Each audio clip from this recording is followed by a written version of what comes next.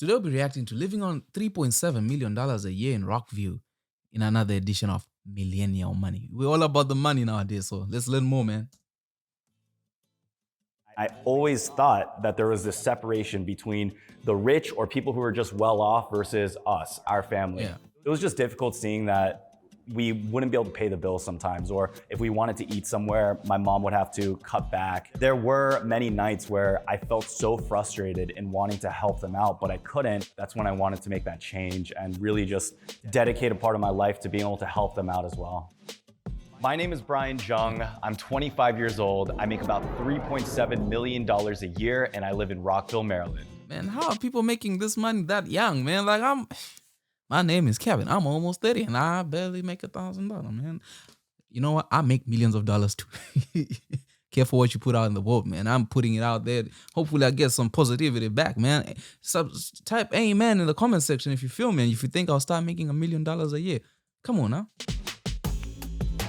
3.7 million a year. Woo. Man, dear God.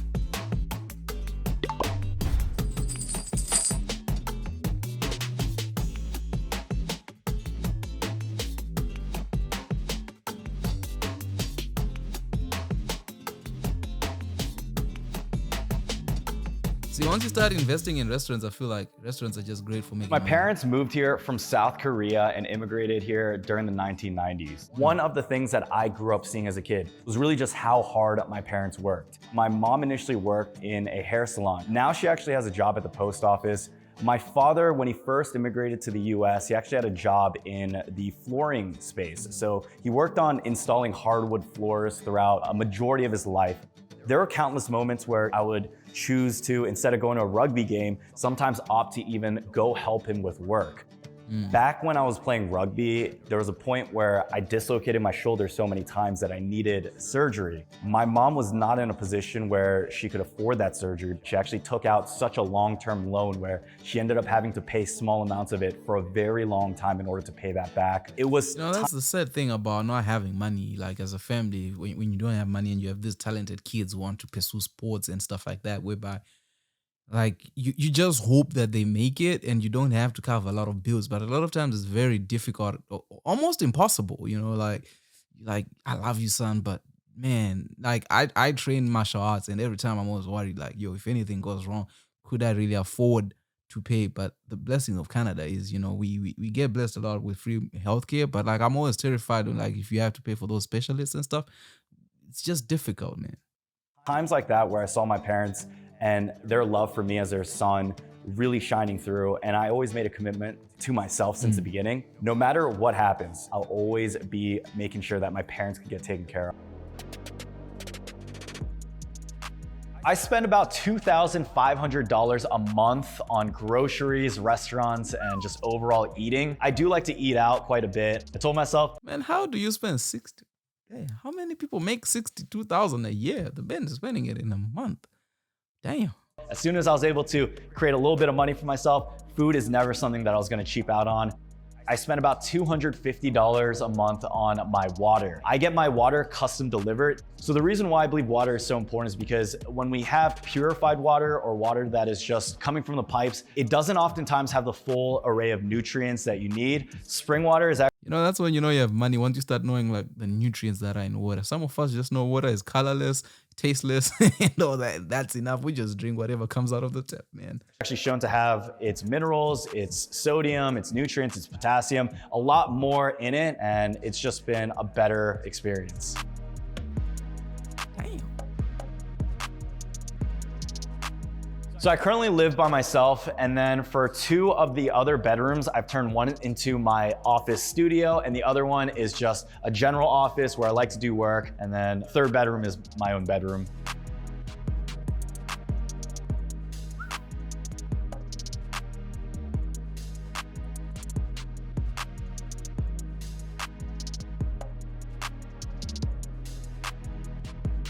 I wonder if on his channel he shows if it's moved, because now since we are now in January 2023, like how far he's come.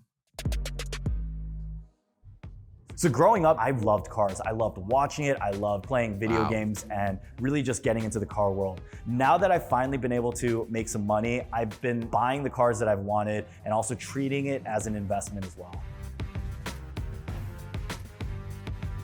O's.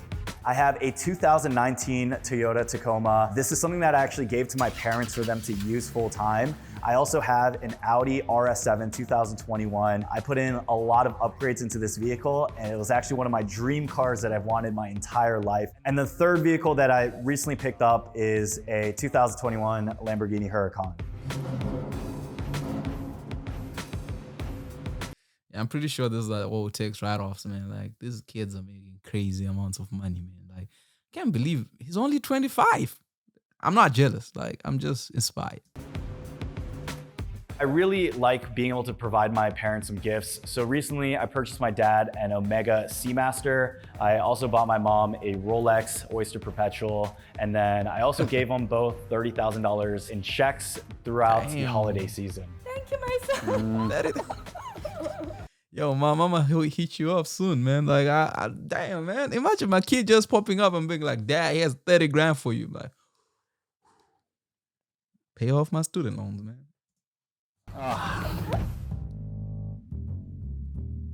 YouTube was never something I thought could be sustainable. There were multiple times where I wanted to quit YouTube and I thought I'd be finished. I hope you guys have all been doing well. In this episode, we're gonna be doing a little market update. I initially started off by making videos on credit cards. As soon as I was able to get some views with the credit card content, that rolled into me getting an audience. Then I had my first 10,000 subscribers on YouTube, which is a monumental moment. I think even getting my first 10,000 subscribers was crazier than me getting my million subscribers, just because at that time, I never had any plans of being a YouTuber. So shortly after that, we started to do stimulus check content during the peak of this pandemic. Anything with regard to the stimulus check. And my channel was actually able to get number 13 trending on the YouTube trending page. And ultimately that led to me being in a position where I started to stream the AMC and GameStop live streams. Wow. Yo, y'all remember this time period when people were making crazy amounts of money? I made some money on the AMC stock, man. Like I was like in, and then, but I got super terrified and I got out and I made like an extra $100, but I was like, I'm not holding. I'm not holding because it just felt too good to be true. It was just a fantastic time because that is when I started to really experience growth. When my channel started to pick up, that is similarly when crypto started to have its bull run. Bitcoin was nearing its all-time high and I actually had some crypto videos that also went viral. Wow. Yo, that's amazing. 900K subscribers. Wow. Damn, people make $1 million from YouTube. Yo, please subscribe to the channel. I gotta get this money, man. Like $1 million? Man, subscribe to the channel.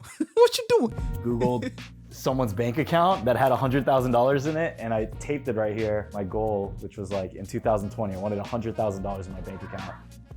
When it comes to travel, food, and entertainment, I really don't spend too much money on them. A lot of it ends up getting classified as business expenses because most of my travel is usually for conferences or meeting up with other creators to do collaborations. Wow.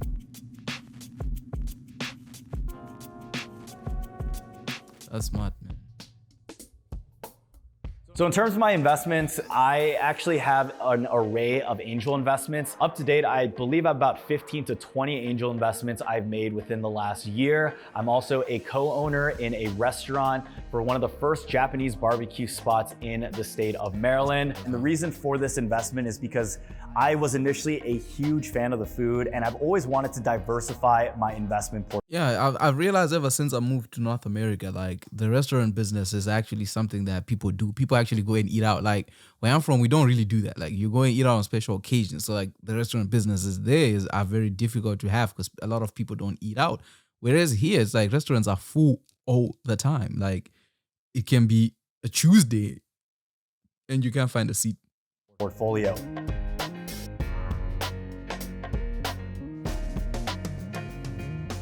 I also have an immense crypto portfolio and an NFT Man, people collection. lost a lot of money. One of I my wonder NFT what he did. Like this bored apes, mutant apes, like people lost the money on NFTs.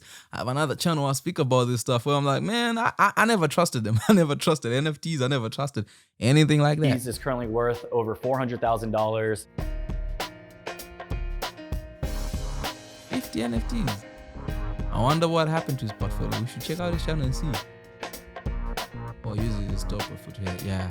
You better, man, because it's crazy what happened with NFTs. Some of my goals moving forward is to just continue creating financial stability. I also really want to bring up the greater DMV area within Maryland. I want to bring up my community because there are tremendously amazing people around here. So I want to keep building. I want to have an entire company where I can continue feeding other people, supporting others, allowing them to do something that they want to passionately do. And I just want to create a future generation for my family where no one has to worry about money again. It's amazing. He always loved the family, always thinking about the parents too. So I'm really proud of him. It was very challenging That's for so me sweet. at times. It was really difficult. I went through some extremely dark moments in my life. So I never really thought that I could achieve any of this. I think for anyone who's watching this and you may be feeling like you're in a rut, you don't know what you want to do with your life, I'm telling you, you can achieve anything as long as you put your head to it. Definitely, man. I'll be putting everything I have into this channel. Hopefully, if there's people watching this video got some value out of this and will subscribe to the channel, and one day I'll be like, guys, I made $1 million. What should we do with $1 million? Because I've never seen $1 million. Like, I'm like, yo, my bank account got $1 million today. It'll be like, yo, man, I don't know. Obviously, yeah, I'll definitely be giving my mama some money. I'll definitely be doing something crazy. Like, I don't know what I'll do. Okay, fine. I actually know what I'll do if I have $1 million. I'll pay off my student loans. I'll definitely go live in a bigger house. Okay, fine. I know they say that once you have money, you suffer from what do they call it? Lifestyle inflation. And I don't plan on really suffering from any lifestyle inflation, but I do plan on, living in a decent house, man. I've been living in basements. It's not fun anymore. But anyway, so subscribe to the channel, smash that like button. Let me know which other videos I should be checking out. But yeah, man, like, this video was crazy. It's just amazing to see what's possible. For me, that's what I like about this channel, CNBC Make It. Like, it just shows you what's possible in this day and age that we're living in. With that said, I hope you guys got some value out of this. Smash the subscribe button. I'll definitely be seeing you in the next one.